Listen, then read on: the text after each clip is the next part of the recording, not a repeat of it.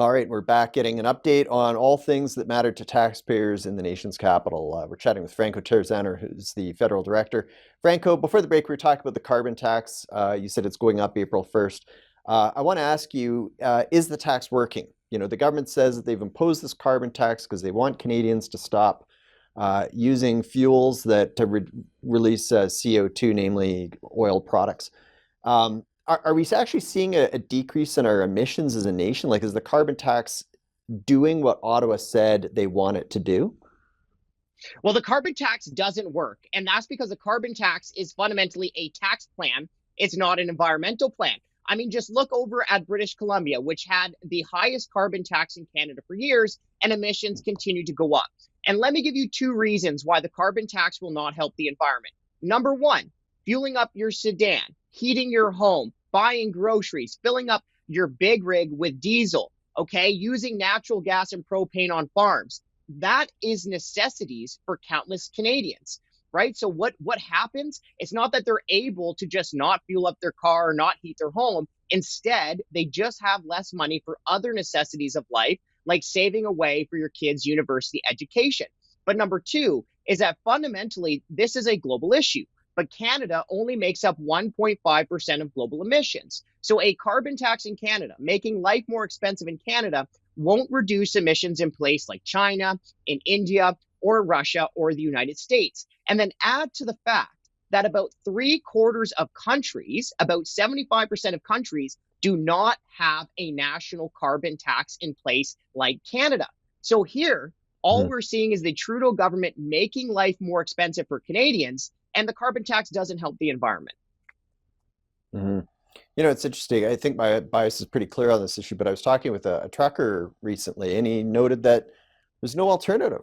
I mean, the trucks that deliver the food that gets delivered to the stores that we buy every day, there's no other source of fuel that those trucks can use. So, you know, if we're suddenly going to stop using trucks to transport everything around, then it's obviously not going to work. I mean, they rely on diesel, and it's certainly in the short term they need that. But let's switch gears and talk about the other tax that's going up, the alcohol taxes. What's happening on April 1st? Yeah, I mean, all of this could drive you to drink. Well, sorry, more bad news because the federal government is taxing you more there. So on April 1, the federal government will raise its alcohol taxes by 2%. Now, that tax hike will still cost taxpayers about $40 million over the year. But even that tax increase downplays just how much tax we pay in Canada. So every time you go to the bar, you get some beer, maybe you enjoy a glass of Pinot with your better half, or you pour yourself a nice a nice glass of rum and Coke, sorry, well, you're already paying more than half of the price of alcohol in Canada in taxes. Okay, so you're already paying an arm and a leg in Canada in taxes, and the federal government's about to make that even more expensive. But there's also a more fundamental democratic issue at play here, because every year since 2017, this federal escalator alcohol tax goes up without a single vote in the House of Commons. Now, that is fundamentally undemocratic.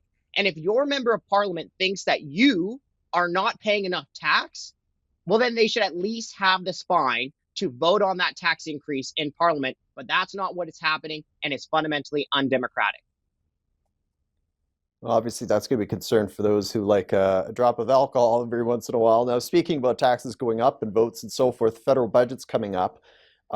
Just quickly, are you expecting any changes to taxes in the upcoming budget aside from the ones that we've talked about? Or the government, sometimes they do these signals where they'll kind of warm the public up that they're going to raise a particular tax or not. Have you picked up anything that way?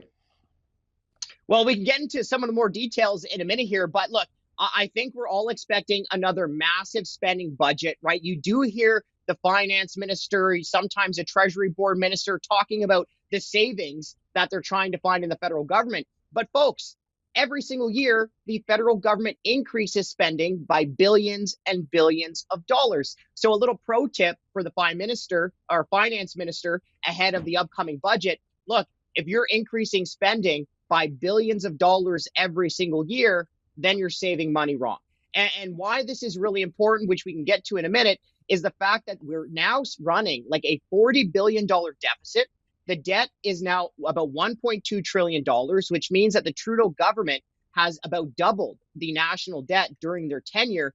But that also means that we're now wasting billions and billions of dollars just to pay interest on the government credit card. Those are some absolutely astronomical numbers. When we come back, I want to talk to you about the latest scandal coming out of Ottawa, ArriveCan.